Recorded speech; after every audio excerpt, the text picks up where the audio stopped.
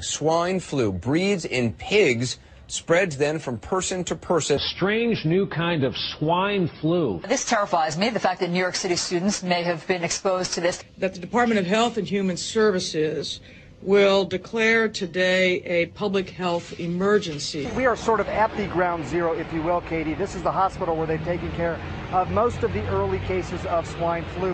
Swine flu has crossed the Atlantic with cases confirmed in the UK and Spain. The World Health Organization says the world is now closer to an influenza pandemic than at any time in the last 40 years. There is solid evidence of person-to-person contact. Now, this is called a swine flu, but there's genetic evidence also of human and bird components to it, and it's exactly that kind of virus that officials have been worried about setting off a possible pandemic. Lou, good morning to you both.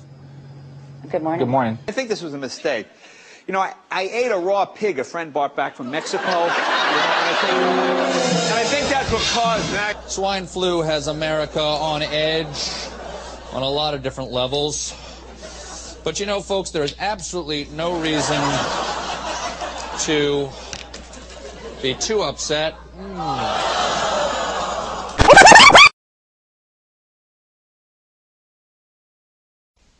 Looks like our government is getting us pretty upset and concerned about the swine flu. It makes me think back to 1976, the first year I served in the Congress.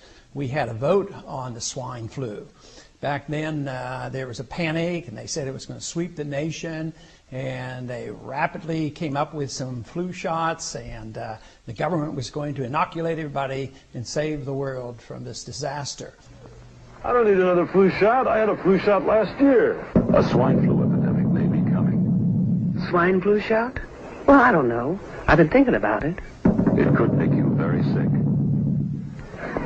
Swine flu? Man, I'm too fast to let it catch me. You'll want to be protected. I'm the healthiest 55-year-old you ever seen. Hey, I play golf every weekend. Get a shot of protection. The swine flu shot. The flu came and the flu went, and one person died, except for those individuals who died from getting the flu vaccine. And over 25 people died just from getting the vaccine, and many got ill from it until finally they had to suspend the whole program. But here we are once again, the swine flu coming up, and everybody's panicking. We have had no deaths in this country, but there's 7 or 8 cases up in New York. None have even been hospitalized. And yet it's practically like we've been attacked by nuclear weapons. I mean, press conference over the weekend, prime item for the Department of Homeland Security. How did the Department of Homeland Security get into the medical business? You know, it just is totally out of control on what they think we should do.